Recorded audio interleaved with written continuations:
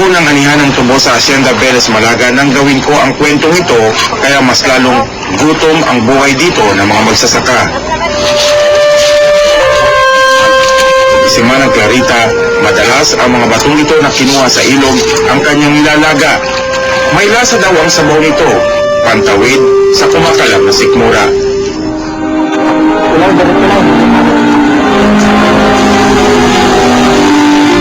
Gaya ni Aling Clarita, si Aling Florinda ay 11 taon na ditong naninirahan sa Hacienda Velez Malaga. Isa siya sa mga taga Hacienda Velez Malaga na nagtungo ng Maynila noong Pebrero para mapansin ang kanilang hinaing. Nag-hunger strike sila sa harap ng Department of Agrarian Reform. Itong araw na to, ipakita namin sa inyo, kaming lahat ng Velez Malaga ay magpakalbo para sa isang protesta. Nung nandoon na kami sa pag-hunger strike, kami yung mga babae, sabi namin, kung hindi ayaw talaga tayo pansinin ng mabuti pa magpakalbo muna tayo para isang pagprotesta, ipapakita natin sa gobyerno na kahit tayong mga babae, para sa ating karapatan, kaya nating ipaglaban.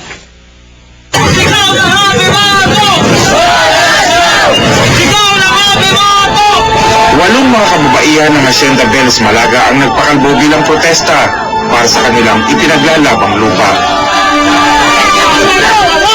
Napansin sila ng kalihim ng Department of Agrarian Reform. Noong March 22, itinalaga ang mga magsasaka bilang lehitimong may-ari ng kanilang lupang binubungkal sa Hacienda Velez Malaga. Pero maski ang araw na iyon ay nabalot ng karahasan.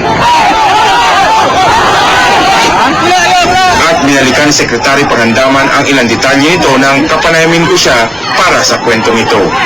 Well, alam mo yung issue po about Hacienda Velez Malaga, ito na nga, medyo matagal-tagal na rin itong kaso, no? Wala pa po ako dito sa departamento at ito yung nabutan ko na problema. But of course, yung sabi ko nga sa aking mga kasamahan, we just observe the rule of law. Ito dapat i-cover at dapat ipamahagi sa mga magsasaka. That is why atin pong in-install yung ating mga magsasaka doon a few months ago. Sabihin mong itinalaga na ang mga magsasaka sa kapirasong lupa na kanilang binubungkal, patuloy pa din silang nakikibaka, patuloy pa din silang nangangarap ayon kay Aling Florinda. Ang lupa ni Joseph Cuenca, hindi naman na ito lang ang yung 114. Malakita yung maiwan sa kanila, kaya sinabi ko na kakarampot na lupa yung makuha namin, buhisan pa namin ng buhay. Dahil sa yung napakalakas talaga ni Cuenca para harangan yung implementasyon ng CARP. 122 pamilya sila dito na lumalaban sa kanilang karapatan, pero sa usaping ito, nahahati din silang mga taga Hacienda Velez Malaga. Kasi alam po nyo, itong mga magsasaka ito, magkakamag-anak ito eh. Nagkataon lang po na yung mga contending parties, yung kabila is identified with the former landowner. Yung kabila naman are identified with Task Force Mapalad. So, kung pwede sana mag-usap-usap yung dalawang grupo ng magsasaka para magsama-sama na sila dun sa loob at para ma-resolve na natin yung issue na patayan, yung away-away, yung kaso-kaso. Iba ang kwento ng mga nasa loob mismo ng hacienda ni Roberto Cuenca, maginhawa daw ang kanilang buhay gaya ni Romeo Caram. Oo, okay naman.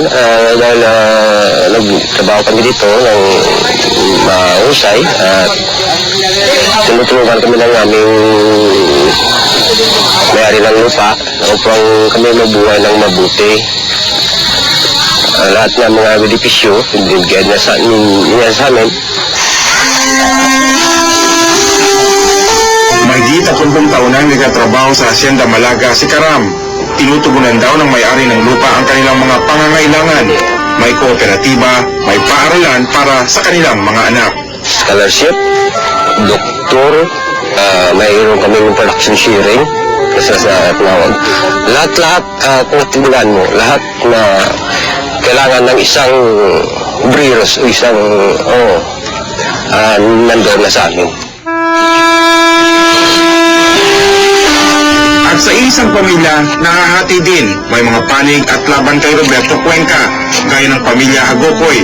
Ang mag-asawang Ludovico at Leticia at ang anak nito na si Alan ay laban kay Cuenca. Si Tatay Ludovico ay dating nasa loob ng Hacienda Cuenca. Hindi mayong patakaran nila da. Hindi mabuti ang pamamalakad ng kusin. Bakit mo po nasabi? Kaya nagyan ko na. Nagyan ka ng kapigaduhon. Pansabong yan sa... Samantalang ang mga anak ni Mang Ludovico na si Eli at Ludovico Jr. ay nasa panig ni Cuenca. Labanan na lamang daw ito ng sikmura at prinsipyo. Pag sumama ako sa kanila, wala akong trabaho. Kasi saan ako kukuha ng kain namin? Para na rin sa kinabukasan ng kanyang mga anak, kaya pinili niyang magtrabaho sa loob ng hasyenda.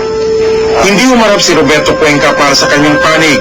Ang abogado lamang ito ang kumatawan sa anumang isyong nais naming linawin para sa kwentong ito. Hindi daw umaayaw si Cuenca na pasakop sa batas. Ang tinututunan nito ay ang mga benepisyaryo na hindi naman daw dapat na magkamit ng lupa sa kanyang hasyenda. Si Cuenca wants his farmer beneficiaries, his own workers, to be beneficiaries in his property, in his land, not the outsiders who never work, who are not qualified. That's it. That is what Mr. Cuenca wants. May 171 kinikilalang lehitimong dapat na makinabang sa kanyang lupa si Cuenca, mga nagtatrabaho sa kanyang hasyenda.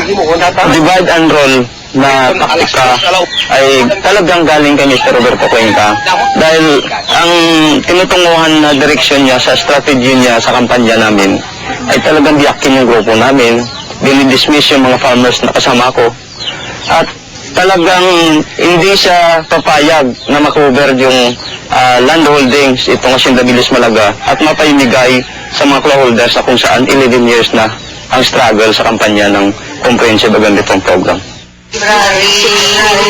Pero ilan sa mga hindi kinikilalang benepisyaryo ni Cuenca ang mga nakapanayam ko para sa kwentong ito, gaya ni Jerry at ang napatay na si Manong Alejandro Garcesa. Kawing-kawing at patong-patong sa korte ang mga kaso ng usapin sa lupain ito ng Hacienda Villas Malaga. I hope that this conflict will end peacefully. The matter is now before the Supreme Court. Let the Supreme Court rule on the matter. At kung isyu man ang mga sinasabi ng kapanalig ni Cuenca na may mga hindi naman karapat-dapat na maging benepisyaryo ng lupa dito at nananamantala, bagay na tiniyak naman ng kalihim ng agrarian reform na maitutuwid ito. Meron po tinatawag tayo na process of identification, meron po tayong process of inclusion, exclusion. So ito po ay dumadaan sa proseso. Nakikita ko lang kung talagang they are not from that place.